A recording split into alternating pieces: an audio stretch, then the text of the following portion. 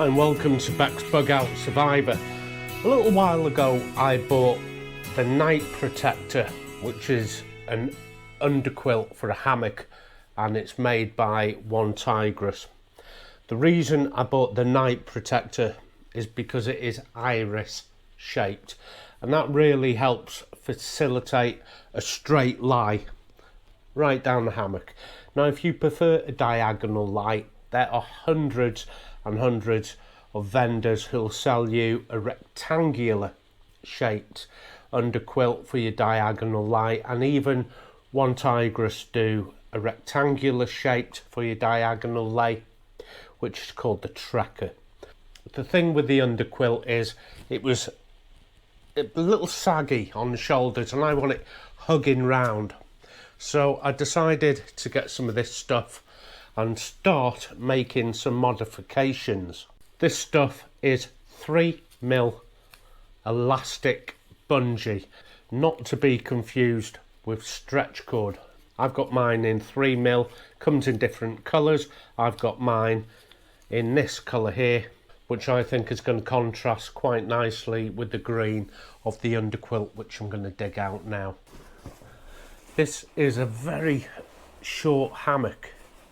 This one is about 8 foot, which 2 meters, is it 280? About 280.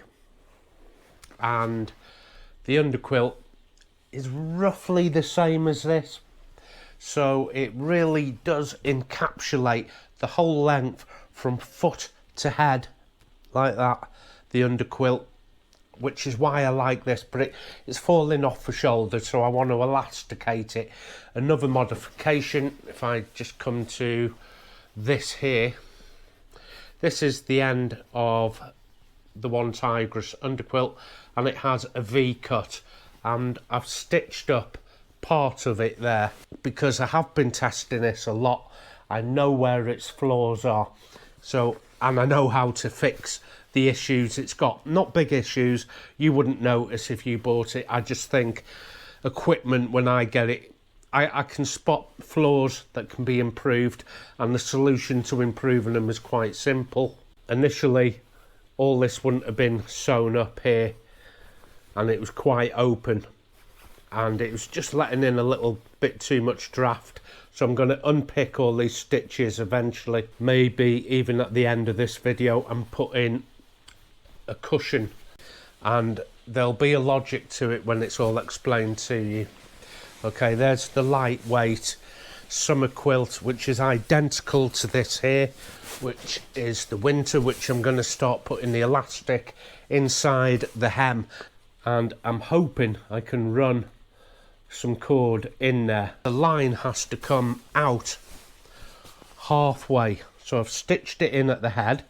It needs to come out halfway and then back in, which means putting 2 holes in the middle, obviously one at the top and one at the bottom. I'm going to stitch the knot into the top, and that way you have the quilt wrapped around both shoulders at the same time. See if I can demonstrate this. And I love it in a hammock, having both of my shoulders wrapped at the same time. In the diagonal lay, I'm kind of sprawled out with only one of these wrapped around the shoulders. All this is open on the other side on a diagonal lay, and I rely on the top quilt to warm this shoulder. Going straight down the middle, this is what I'm like. I've got a top quilt or a sleeping bag, but I'm also wrapped up like this. So there's a quick explanation to why in the winter I go straight down the middle. I do a diagonal, but it's more for summer for me. To make the hole in the underquilt so I can feed the actual line through here, the bungee, I'm going to burn the holes in, otherwise I'll need to sew a grommet in, and I might even have to do that. But I'm just going to see if I can burn a hole in head and foot, and then we'll come to the middle part of it, and hopefully I can burn that in as well. Now you can use obviously your stove top to heat the end of that up. Okay, that little stove is fired up, and I'm holding the reamer into the flame and heating it up and seeing if I can just introduce a tiny hole into this blue seam here, or hem. Oh, look at that, that is smoking. And pop. Oh yeah, that has gone straight through there. That is fantastic. Okay, I can start feeding the bungee in here. But before I carry on with that, I need to knot one of the ends off in a bigger stopper knot as you possibly can, and then I'm going to sew the stopper knot in. So there's my centre panel, hole there and a hole there, and it doesn't take long to heat this reamer up.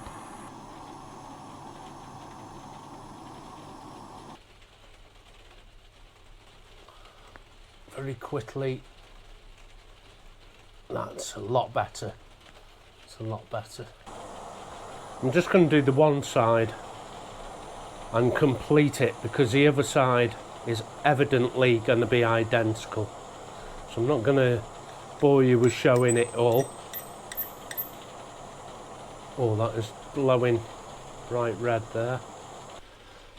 Now it's going to be neater, like I said before,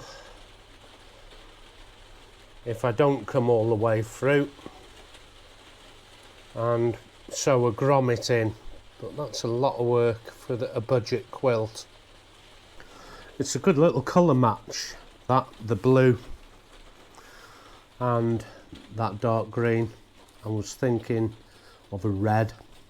Obviously black is neutral, but now this actual underquilt is my guest underquilt. It's not one I actually use a lot myself, but I do have friends who want to try hammocking, and I'm not going to give them my expensive down quilts. So something like this is more than adequate. It's them carrying it, not that it's that heavy actually. I've carried it myself. Okay, feed it in through either the head or foot, and it needs to come out at this middle section, and then let's get that toddle in. So let's feed it through. This is a little time consuming. I thought it would be moving a little quicker than this. So let's see if I can just get this cord out of the centre. Come on, through you come. Now I do have a handful of cinch toddles. I'm going to try various ones. So let me just go into my pocket and show you some of the cord locks that I have. Probably taken off other bits of kit. This one is a double cord lock. That could work, but I've only got one of them. Obviously some little cheap plastic ones. I can come in and out with both ends, put the knot in the cord, and that is fine.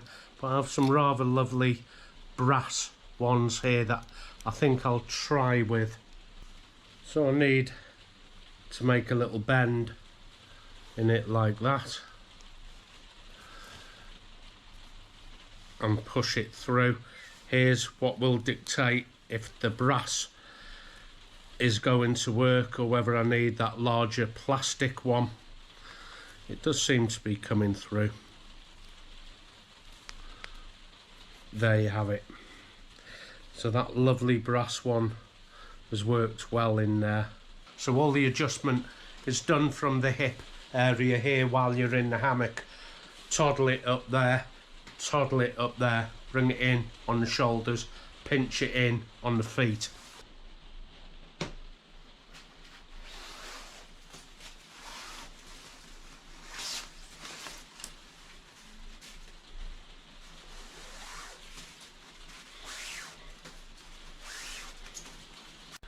Well, that wasn't too painful. I made a little knot in the end of the cord and brought it in, let's just say the head end. Made 2 holes in the centre and brought the cord out, and what I've done is put a knot there, and what that is for is to get my finger in the middle of the night, so when I pull the toddle tight it's a finger draw.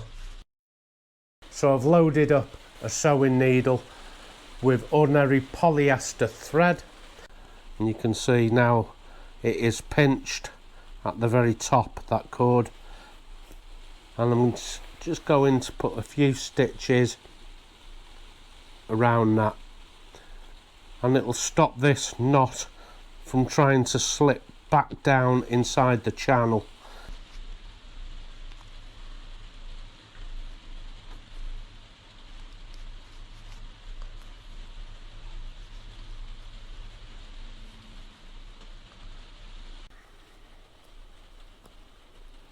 And all it is a little overhand stitches over and over again. I'm going to put about maybe half a dozen of these in. Just time to tidy it all up, and I've been round with the scissors cutting the loose threads. That needs a little tidy up, the knot that I've sewn in. Now I could choose to trim these up and treat that to a bit of heat so it looks neat and tidy. And when I pull here and use the cinch toddle, it brings the side in so it's not hanging over my shoulder. Now I do have the other side to do, that's not a problem. I'll do that tonight. So these are the modifications on the end here. The first one here, I've just got a loop, I haven't tidied it, and I've sewn around the actual channel line. This one's been cut, it's a lot neater, and again I've sewn over the actual line itself into the hem. But if we come down the other end here, what I've actually done is sew the actual line straight into the hem, so the needle is actually gone straight through the bungee itself. So depending on which finish you like, you can adapt. The easiest way to sew straight through your lines with an ordinary needle and thread is with the aid of an elastic band to grab the needle so you can pull it in and grab to push a needle through. If this is just a quick fix to give to someone else, just tie a knot and sew it round, but it doesn't take any more time really sewing it straight through the actual cord itself with the needle, which is what I've done here. Coming to the very centre, I have my pull and a little cinch toddle.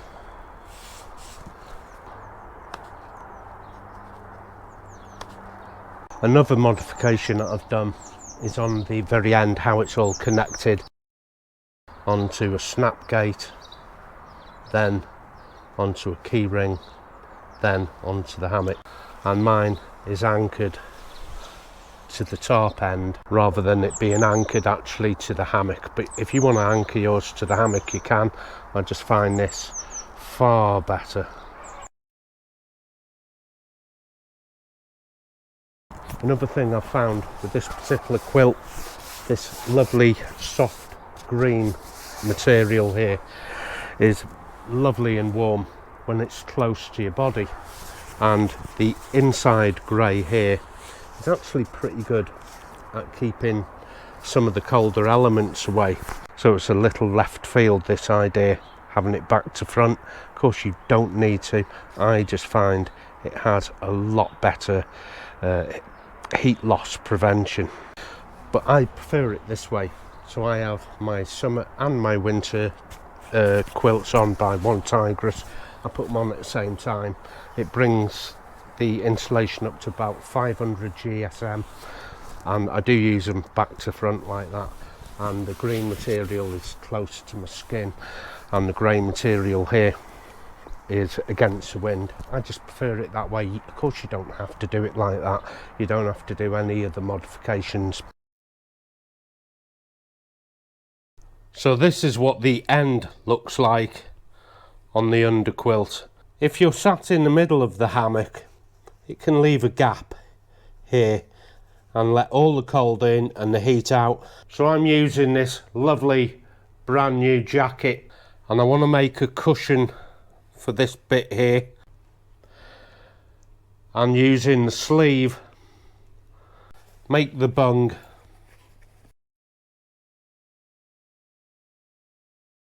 So I have the sleeve of the jacket and going to place the underquilt over it, so I can trace out a template by getting a pen and drawing in the line, giving myself a 1/2 inch seam so I can sew this little bung on the end of here. So here's one I've already started for the other end. So now I just need to cut that shape out and sew it to the actual underquilt itself here to make a bung. Just cut out the shape and stitch it on either by hand or by machine. I may as well just hand stitch it on. I put a row of stitches here. Now that is to hold the insulation in place so it doesn't move. And the draft tube is simple. Bottom of the jacket, roll it up to a desired thickness and then stitch along the top here, and then that tube gets fitted to the end of the hammock, sorry, the end of the underquilt, and then this is what I'm left with then. This soft tube U shape here where the hammock comes in and out here. 1, 2, 3, 4, that's quite big, and I haven't got my rule with me, but it is from the heel of my hand to my fingertip there, and I have enough material up here to make another one for the head end. So that's what I'm going to do. Cut this, roll it, few stitches across just to hold the tube in place, bend it over, stitch the tube to the underquilt. So I've cut away the section that I need, and now it's folded into quarters. I'm going to put some stitches maybe every 2-3 inches along here, and then when it gets folded over, that is what will be visible on the end of the underquilt. All my work has been done just with a little hand needle here, and this draft tube I've sewn on just with a series of blanket stitches, and the blanket stitches are about 1/2 centimetre apart. Got 2 more to put in, so I'll show you the stitch and then we're finished, or finished the first bit. Come up to make a stitch, and before that loop closes, bring the needle through that loop and pull down, and now a securing stitch again. I can go a couple of times around the needle with the thread so every single stitch is locked, and I've done this every maybe 1/2 inch or so. So through, and if I wrap the cord or the thread around the needle, that creates the lock. And before I extract the needle, go around a couple of times, and that is locked off. Snap it, and as you can see I have quite a lot of thread here to trim out, and I've done that, like I said, every ½ inch or so, and then a little wider on this one here. But as it closes up, you can see now I have a really thick pad here.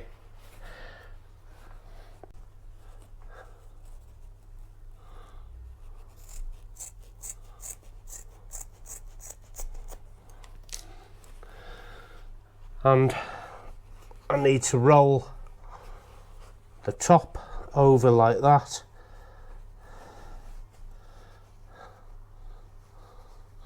so I cover up the insulation. Roll the top over the other side so it covers the insulation, and join them together and sew that up. Now you could choose a back stitch, a forward stitch, or a blanket stitch. I'm not sure which. I may just do a back stitch with this, and hopefully that way I can trap some of that fabric insulation. If I had a contrasting thread, you would see it better, but I go behind the stitch, and here's the thread. Let's keep our eye on this thread. I'll show you what I'm doing. And the needle comes in front of that thread by about 4 mil there. I'm sorry, this camera doesn't really do close-ups very well.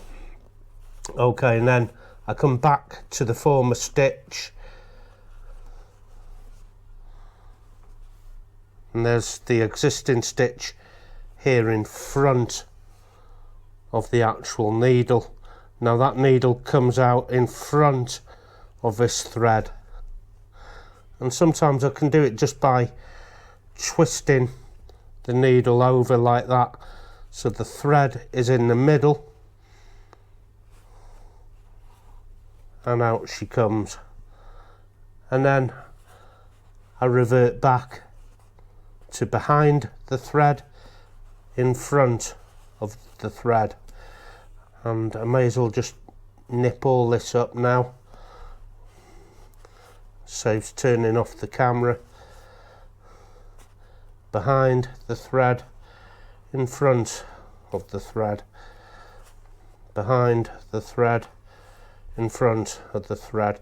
And that little twisting action I'm doing is to save doing this needle all the way through and putting it back in front of the stitch like that.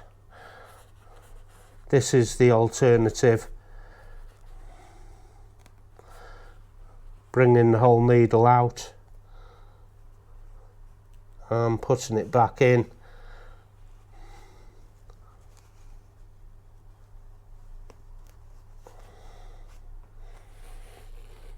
But it's just as easy coming in behind the stitch, bending the needle over forward, grabbing the fabric and pushing the needle through.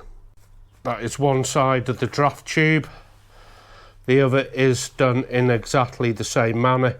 Trim that off, bend the ends in and sew the end up like that. It's pretty good. A little tatty there on the end where my finger is, but I'll tidy that up in a minute. Okay, we're not quite finished yet. We've got the draft collar in place. This is the side with the elastic now going through the hem, which makes a channel. Here's the end. What I'm going to do is fold in like that, and there is the channel, and this section here needs to be sewn up, so when it is in its configuration on the hammock, it will actually support the hammock where the draft comes in somewhere around here at the bottom. So that is what we're going to have to do, and for that is a series, I think little blanket stitches should do the trick here, and I'm going to be very quick with this because this video's dragging on a bit now, but there is plenty to show you here. Okay, now you can use straight stitches, back stitches. I'm just using a blanket stitch for convenience, and blanket stitches are going to be easier to undo because it is a prototype. I don't want to spend a lot of time and effort on a prototype to find I have to take it all apart because something doesn't work. So I'm only going to put about 4 or 5 blanket stitches in. If it works, I'll unpick these and put better stitches in, but you get the picture. Have to do this both sides.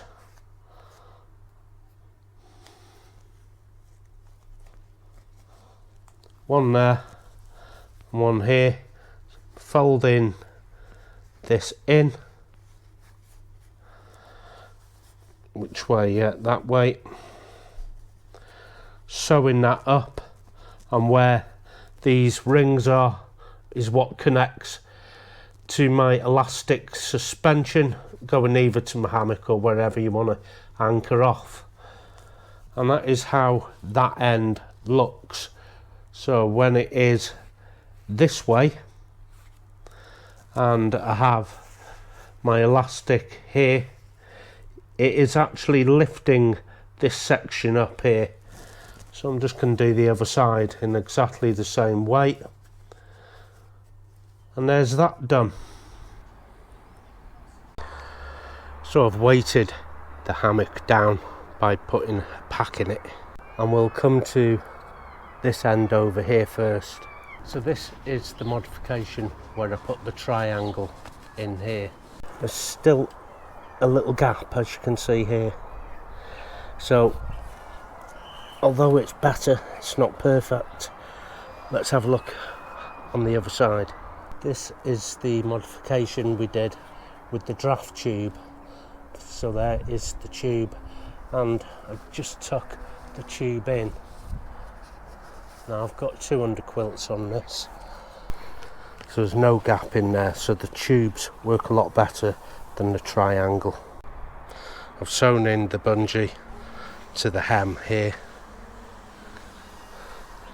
and that comes to the pull.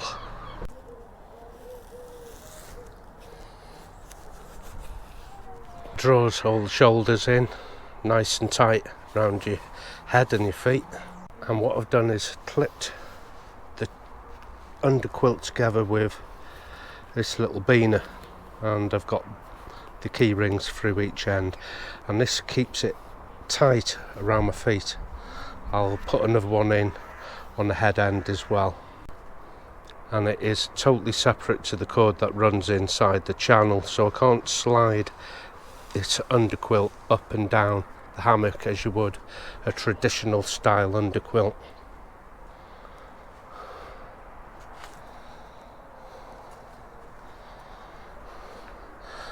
But as you can see, it covers the full length of this little 8-foot hammock. But for me, that's job done. I just need to change the triangle for a draft tube, and I'm ready to test it out, and whoever comes with me will be getting this for the night, and it looks pretty cozy so far. That's if you like going straight down the line. If you don't, tracker underquilt for you by ONETIGRES. That's rectangular and that will fit a diagonal lay. The shape of this underquilt is especially for people who don't do the diagonal lay, instead go right down the ridge, and that is because the shape of it here is an iris shape and not rectangular. So now there's underquilts for people who like going straight down the ridge. There's underquilts for people who do the diagonal, and there's more rectangular quilts on the market than there is iris shaped underquilts. But thank God somebody's looking out for people who don't always want to do the diagonal lay. They've made these quilts almost to perfection, but of course without the draw toddles on either shoulder, it was flopping off the shoulder. That's me done. See you next time.